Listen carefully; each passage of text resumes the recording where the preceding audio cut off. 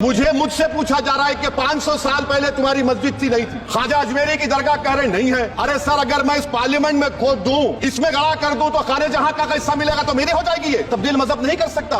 सरकार से पूछना पड़ेगा मुझे अपना मजहब बदलने के लिए। अम्बेडकर आज जिंदा होते तो बाबा साहब को भी कहते कि आप जाकर परमिशन लो तो आप मजहब बदलना पड़ेगा आपको। वजीर आजम कहते कि वक्फ का ताल्लुक संविधान से नहीं है। अरे कौन पढ़ा रहा है वजीर आजम को? आर्टिकल 26 पढ़ा लीजिए। मकसद क्या है कि वक्फ की जायदादों को अक्सरियती तबके के लिए छीन कर दे दिया जाए। लैंग्वेज का, जबान का तहफ़्फ़ुज़ है, उर्दू को खत्म कर दिया गया। वो उर्दू जिसके हमारे मुजाहिदीन आजादी नारा दिया था, इनकलाब जिंदाबाद का, उस जबान को आप खत्म कर रहे हैं। आप कल्चर की बात इनसे पूछ लीजिए, वो बोलेंगे नहीं, हमारा जो कल्चरल नेशनलिज्म है वो कल्चरल नेशनलिज्म नहीं है बीजेपी का। वो कल्चरल नेशनलिज्म आलाजाद का हिंदुत्व का नेशनलिज्म है, जो भारत के इंडियन नेशनलिज्म से बिल्कुल मुख्तलिफ है। क्या नरेंद्र मोदी ने पार्लियामेंट को नॉमिनेट किया या पार्लियामेंट ने नरेंद्र मोदी को प्रधानमंत्री बनाया? बताइए। 81 की एक्ट को नहीं मानते सर। दो ही तो सेंट्रल यूनिवर्सिटी मुसलमानों के 1,80,000 आप ही के सरकार के दौर में मुसलमान हायर एजुकेशन निकल गए। आप अलीगढ़ मुस्लिम से छीनना चाह रहे हैं। नरेंद्र मोदी इस मुल्क में तारीख लिखना चाहते हैं। क्या तारीख लिखना चाहते हैं? कि मैंने इस देश को, गांधी अम्बेडकर के देश को मैंने हिंदू राष्ट्र बना दिया। मैं जिम्मेदारी के साथ कह रहा हूं कि भारत के प्रधानमंत्री और उनकी सरकार भारत के मुसलमानों से उनकी शनाख्त को छीनना चाहते हैं। ख्वाजा अजमेरी के आस्थाने पर चादर बिछाइए, मगर आप जो चादर मुझसे छीनना चाह रहे हैं, मेरी मस्जिद है, आप हर मस्जिद को छीनना चाहते हैं। आप बताइए 17 करोड़ मुसलमानों को क्या पैगाम दे रहे हैं आप, कि आप हर मस्जिद को छीन लेंगे मुझसे? फिर मेरा वजूद किस माने रखता है? आज मुल्क के 17 करोड़ मुसलमान भारत के वजीर आजम पर इत्मीनान भरोसा नहीं करते, बिल्कुल नहीं करते। बता रहा हूँ, खुल के कह रहा हूँ। नरेंद्र मोदी का दोस्त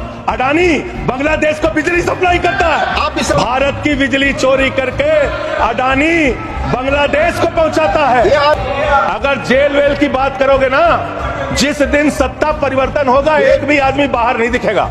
ऐसी बातें मत करो। आपस में बात नहीं।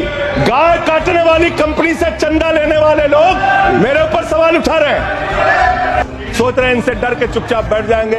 एक बात याद रखना, ये देश बाबा साहब के संविधान से चलेगा, किसी मोदी और अमित शाह के फरमान से नहीं चलेगा। याद रखना इसको।